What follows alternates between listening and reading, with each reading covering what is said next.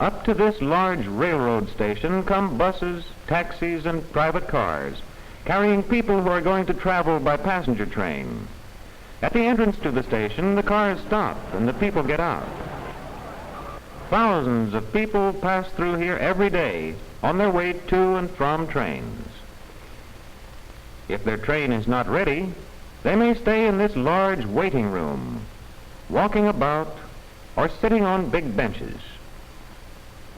They must go to the ticket window and get tickets before going to the train. Inside each window is a ticket seller. Each one who rides on the train must buy a ticket to the place where he is going. Money from tickets helps pay the cost of running the trains. Near the trains are gates through which passengers must go. A gateman looks at the tickets to be sure that each passenger is on his way to the right train. It is almost time for this passenger train to leave the station, and the passengers are hurrying along the glistening sides of its coaches. The train will be pulled by this big streamlined diesel-electric locomotive. Its engines are warming up, and inside the cab sits Mr. Schroeder, the engineer who has driven locomotives for many years. He is looking over his controls to see that all is ready. Inside the locomotive further back is the attendant, the engineer's assistant. He stays close to the big motors, for his job is to keep them in good running order. Burned gases from the engines go out through these pipes in the top. Each passenger can take a trunk with him free, and the last of these is going into the baggage car. Into another car go the last bags of mail. Carrying mail also helps pay the cost of running the train. Inside the mail car, railway mail clerks put together papers and letters for each town or city. The conductor, Mr. Owens, is in charge of the train. All aboard! All aboard! He signals the engineer. The train must start exactly on time, and now Mr. Schroeder must go to work.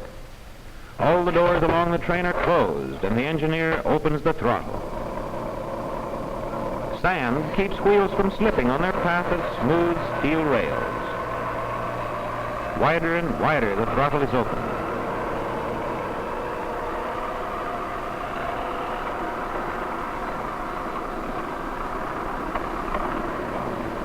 The long train gathers speed as it winds its way along the tracks. Leading from the gates at the big station are many tracks, which gradually join each other farther out. A train dispatcher knows on which track each train should run, and he switches each to its proper track. The trains run under banks of signals which show the engineers whether they should go ahead or stop. Here is a signal ahead now. It is set for stop.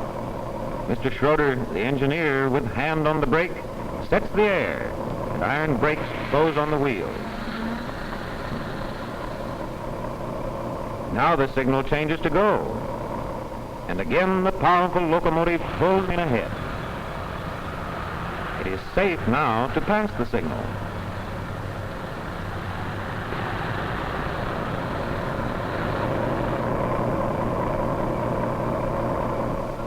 Inside one of the coaches, Mr. Owens, the conductor, is already taking up tickets, making sure that each one has paid for his ride. The passengers have comfortable seats. They can sit up or lie back easily if they want to rest. Overhead, out of the way, are racks filled with bags and parcels. The cars of the train are joined snugly together by a part called the vestibule. A highway crossing is ahead.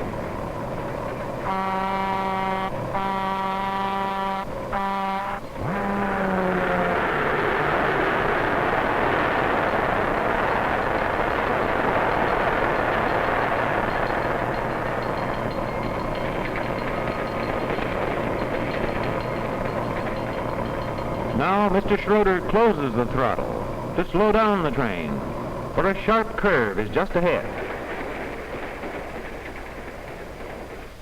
The engineer knows exactly how fast he can go with safety.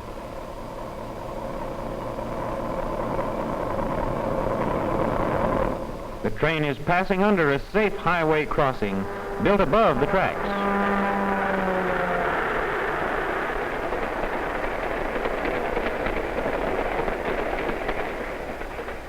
And now it runs alongside a river.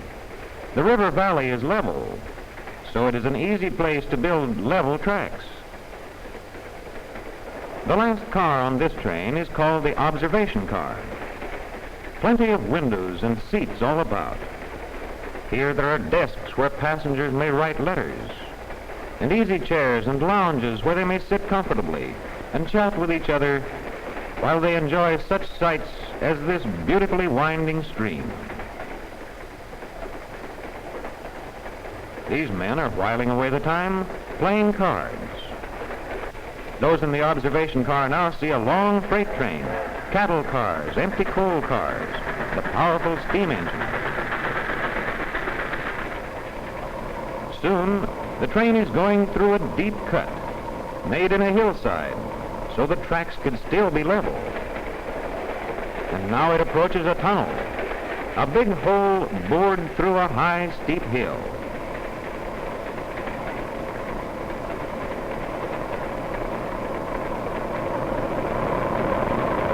This tunnel is at historic Harper's Ferry.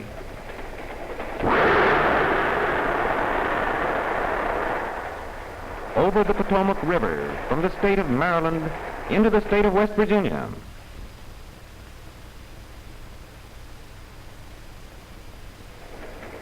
It is mealtime for the passengers, and this is the dining car, an excellent restaurant that is part of the train. The steward shows the people to their seats and gives them menus, large cards with lists of food, so that each can choose the kind of food he likes. Some are already eating. A dining car is a great convenience to people traveling long distances by train. The food is brought in by waiters who are clever at balancing their large trays as the train speeds along. When the diners have decided what they want, the waiters go into the kitchen and repeat their orders to the chief cook, who is called the chef. He must keep many kinds of food on hand. The cooks are clean, and the kitchen of the dining car, although small, is kept spotless. A good meal in the dining car is a pleasant event for passengers during a long ride. Up in his cab, Engineer Schroeder has no thought of food. He must watch the track ahead. The safety of all the passengers depends on his skill and watchfulness. His train approaches a small village and dashes on through.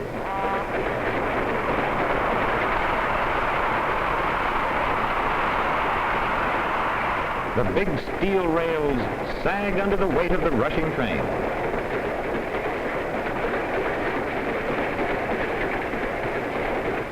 Onward as darkness falls outside, the ever-watchful engineer speeds his passengers.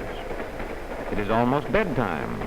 The Pullman Porter begins to change seats into beds, taking out backs of seats to make bottoms for beds called berths.